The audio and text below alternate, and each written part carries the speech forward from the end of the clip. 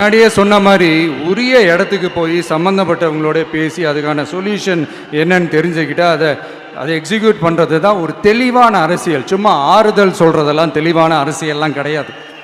அதெல்லாம் ஒரு ஹம்பக் அரசியல். அரசியலுக்கு வந்துட்டா கலெக்ஷன் பார்க்கலாம் அப்படின்றதெல்லாம் அரசியல் கிடையாது.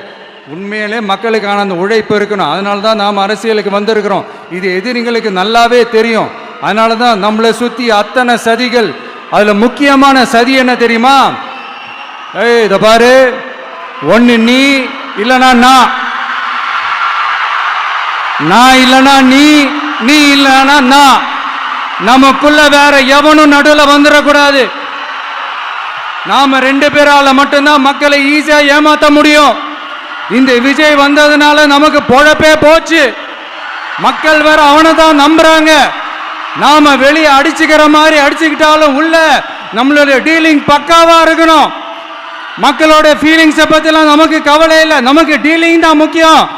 மாத்தி மாத்தி ஆட்சிக்கு வந்துடலாம்னு நினைச்சோம். ஆனா அது நடக்காது போல் இருக்கு. அதனால நீ என்ன பண்ற? எஸ்ஓபின்னு போட்டு ஒரு பக்கம் அவனை தடுத்துரு, இன்னொரு பக்கம் அவன் மேல பழி போட்டு நானும் தடுத்துடுறேன். என்ன ஓகேவா? டீலிங் ஓகேவா? ஓவர்.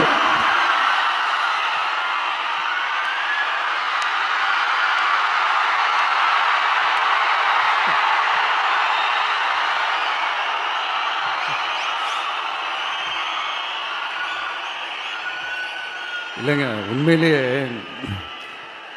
சிரிக்கிறதா என்ன பண்ணுறதுன்னு எனக்கு தெரியல. உண்மையிலே இப்படி தான் இருக்கு அவங்க டீலிங்லாம்.